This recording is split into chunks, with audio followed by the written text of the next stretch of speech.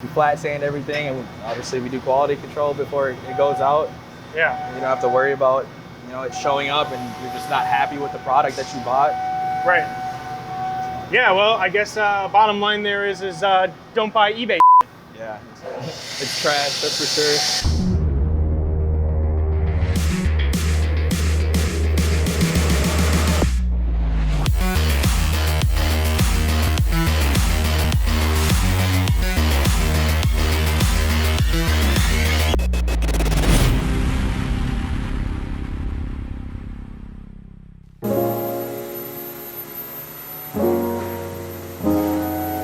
What's going on, you guys? Charlie here with another episode of MAPTV. Today I'm actually joined again by my lovely co-host Dalen. He's finally able to be back in the shop, so we are more than happy to have him here.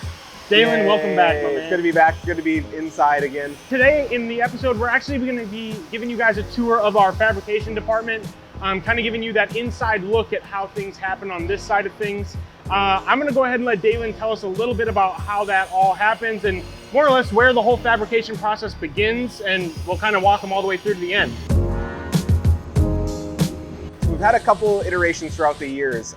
We used to buy shorter sections of straight tubing. We'd buy pre-bent tubing, and it was just kind of we realized we were stuck with whatever somebody else had. So Sure. We actually bring in 20-foot sections of raw stainless. It's a straight tube. From there, it goes in, we will then cut it, and then we have 3 manual benders that we're gonna actually bend each thing specific to each item that we're going to be making. Yeah, I'm sure that helps a lot with quality control and everything exactly. like that. So it helps us get exactly what we want. If we're stuck to just building everything with a 180 and a 90, we're kind of limited in the constraints that we have, whereas with the benders that we have, it's not unlimited, but we have a lot of leeway to do different bends, different rotations. From that, we will then pick all of the products that we have. And then it comes to the actual fabrication department. Yep, so we're in a little bit of once again, we've touched on it a few times, our current shop status is not exactly what we normally are.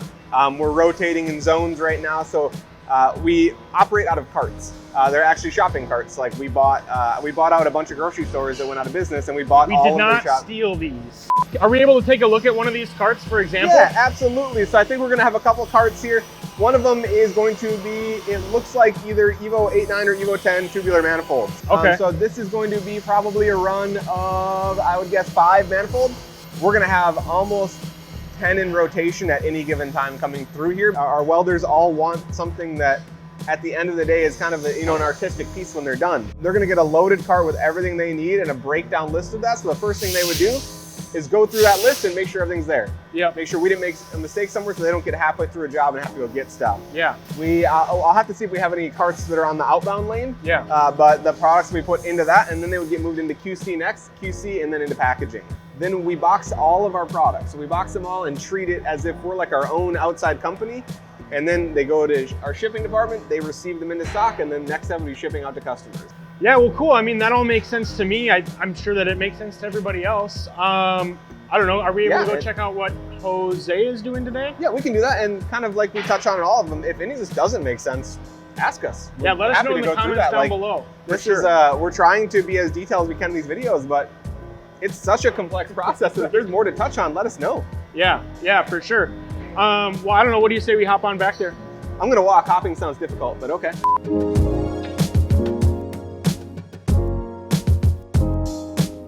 Jose, what up, man? How you doing? Oh, what's up, bro? How you doing, man? Oh, not bad. What's going on back here today? Just finishing some more Evo 10 manifolds, trying to knock down that back order with it. Yeah, I heard we had quite a few orders for these since... Yeah, I think it's like 10 or so, like back order, which is a lot if you really think about how long these manifolds take. Yeah. How long does it take? About 6.5 to 7.5 hours, somewhere around there, just depending on the worker, just because they're a little bit tedious. You gotta, take your time doing them the right way. Yeah, these each look a little bit different. What do you got going on with each of these? Well, some of these are like fully done pretty much, like 99% done. All I have to do is finish porting them. So I'll end up porting them on the inside, and then I end up flat sanding them, and then I put my initials on them, obviously, so we know who finished it. If anything happens, it'll come back and we can either fix it or obviously replace it. Right. Obviously, Gives you an opportunity to stand behind what you make. Yeah, I just gotta polish up the badge, obviously, to give it a good look, good reflection on the company, and then we ship it out. Yeah, for sure. I was actually looking at getting some of these for the Evo 10 project that I got right now. Yeah. And I was looking at these in comparison to like some other stuff and like different brands and things like that. And I noticed that, I mean, like obviously like there's eBay ones, which are like dirt cheap, but then there's these on the other end. But like realistically, like what's the difference? Well, I guess to give it a comparison, there you go.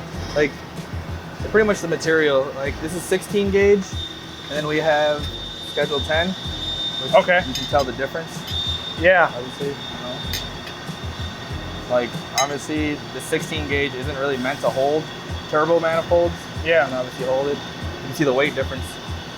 But it's not really meant to hold turbo weight. So once they get hot, they end up, moving, and cracking, stress cracking, et cetera, And a lot of people don't realize that because it's really meant to be like done for headers, right?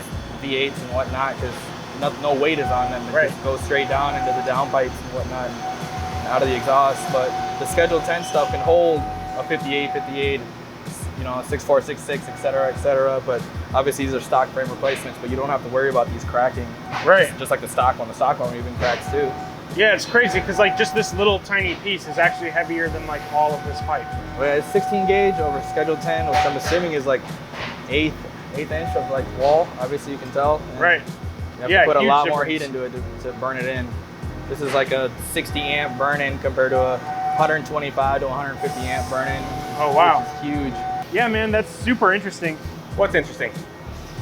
We were just talking about the differences between like piping material and like kind of like eBay stuff versus our stuff, kind of why the price differences come in and things like that. Oh, okay. I mean, like, obviously this is all of our own material, so like this is still like a higher quality stainless. I would say one of the biggest differences that, I'm not sure if you guys talked about, like, but it's the quality of the material. So like the thickness plays a huge role in stuff like cracking or vibrating, which is why we use Schedule 10. It's gonna be a lot stronger, but like one of the largest separating factors is going to be that like it's just a high quality material. So high quality Schedule 10, high quality stainless. Like there is such thing as thin wall and used in manifolds and stuff, but it's not made out of like old pop cans and stuff. Whereas like this is a high quality, durable material. Whereas with like the eBay or kind of like cheaper, lower quality products, you're gonna get stuff that's, I mean, it's all recycled material. It's just the cheapest crap that they could use. And I'm gonna do my best not to look at him welding because every time they weld, I look right at the light because I'm headed home. But yeah, it's just the quality of the material itself, and we use nothing but the highest quality material that we can get our hands on. So I would say that's probably one of the biggest things to touch on why, once again, buy ours versus buying the cheaper kind of eBay or off-brand or a lot more budget-oriented stuff. Is it's just going to last a lot longer. Well, and the quality of work too. I mean, craftsmanship. Exactly. Obviously. That's kind of what we were talking about earlier. Is these guys more are on the artistic scale of working on products and making stuff that not only is going to last a long time, but looks a lot better and more aesthetically pleasing. And then this is, because it's a high quality 304, it's not going to basically rust. It's not going to fall apart. It's not going to deteriorate, which once again, even a lot of like the cheaper stuff, even if it says 304, it's still, it's just a number that's written on the side of it. Whereas, like I said, we can stand behind ours. I think that's kind of cover it all. Absolutely. So thanks again, you guys, for tuning in to this week's episode of MAPTV. If you guys aren't already, please subscribe because we're dropping videos like this every week, along with many other series on our channel. If you haven't already, give this video a big old thumbs up. And if you're interested in any of the products that we've shown here today, go ahead and check them out in the product description down below. But thanks again, you guys. We'll see you next week. Peace.